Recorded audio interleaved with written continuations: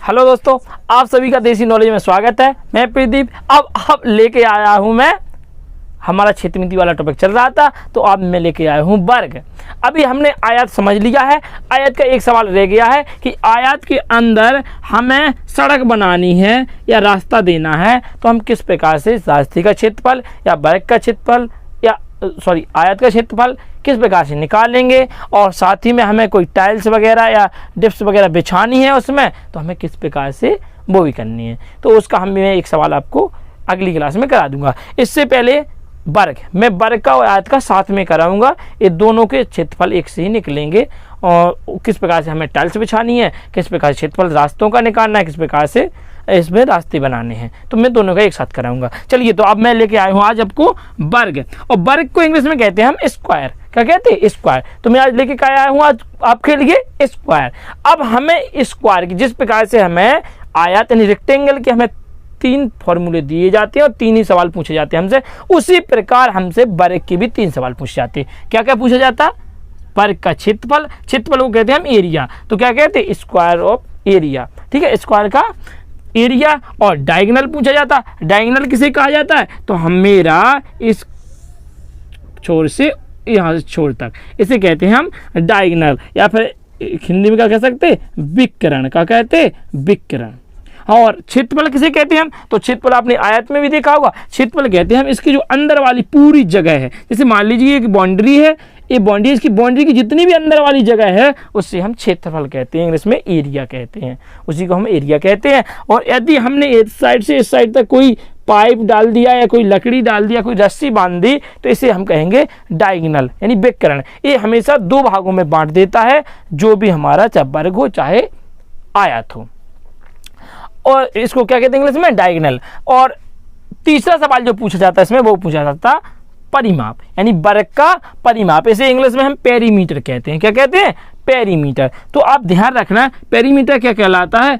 यहाँ से ये जो बाउंड्री वाली लाइन है, अब यहाँ से यहाँ तक, यहाँ से यहाँ तक, और यहाँ से यहाँ तक, और यहाँ से फिर वहाँ तक जाके तक, तो ये जो चारों ओर हम घुमाए हैं, इसी को हम क्या कहते हैं? चारों ओर को ही हम परिमाप कहते हैं। क्या कहते हैं?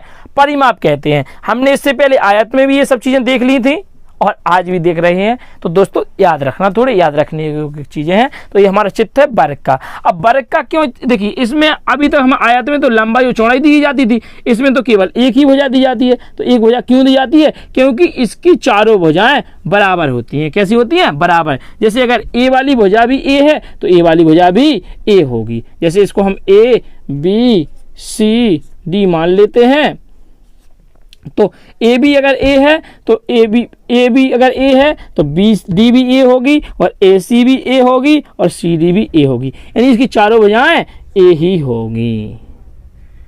चारों भुजाएं एक सी होती। तो इसीलिए देखिए, हमने है तो आती जैसा, इधर से एक इधर से एक इधर से, अगर आप ए और ए का गुणा करते हैं तो हमें ए पे स्क्वायर ही मिलता है। तो इसीलिए तो हमने ये लिख दिया, ए पे स्क्वायर, सीधा सूत्र लिख दिया। हमें ये सब लिखने की जरूरत ही नहीं है ना। तो हमें सीधा ए स्क्वायर से याद कर लेंगे। और ए किसको माननी? ये हमें भुजा को माननी है।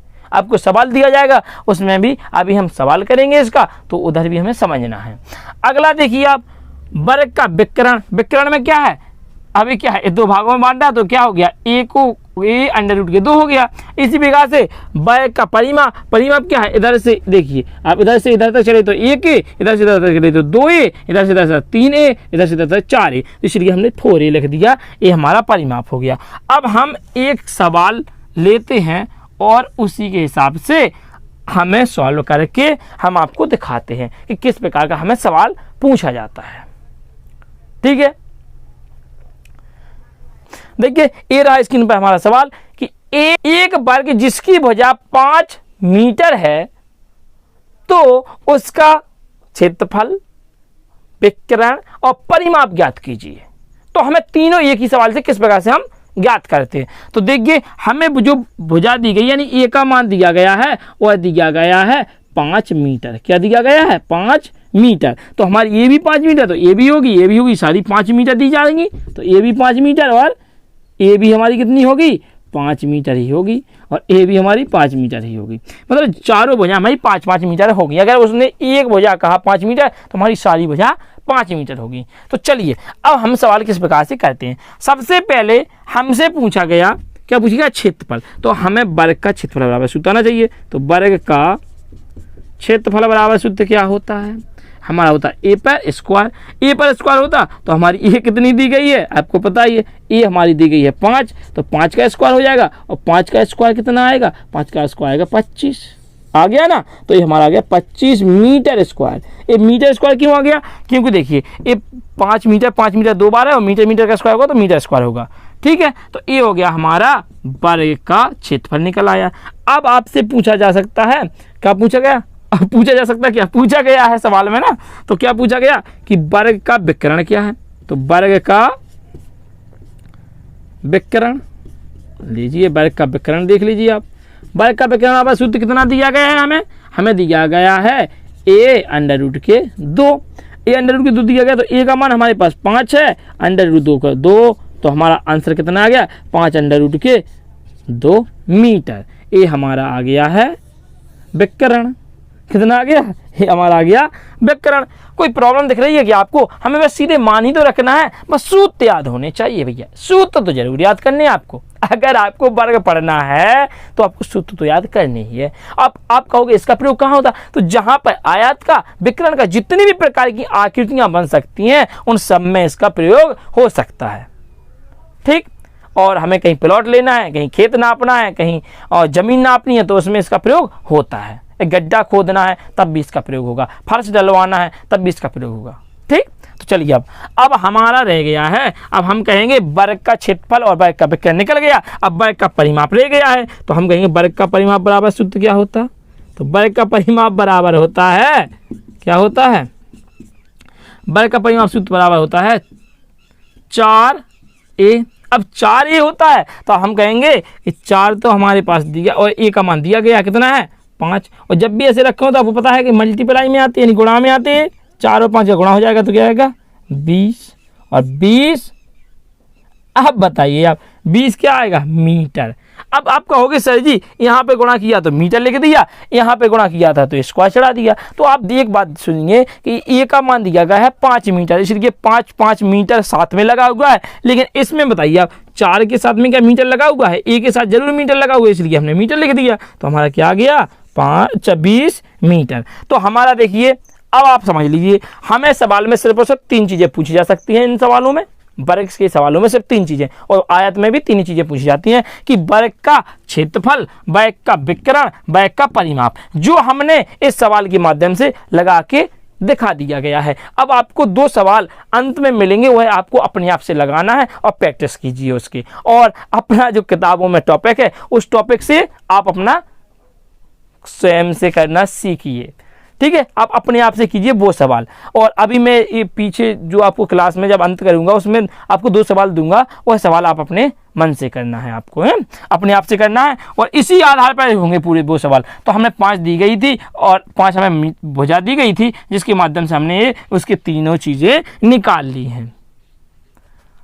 यदि आपको अभी भी समझ में नहीं आया हो तो आप एक बार वीडियो को दोबारा देख लें, और तब भी समझ में नहीं आए तो कमेंट बॉक्स में लिख के दे, भाई मैं इससे और सरल पढ़ा के बताऊंगा आपको, है ना।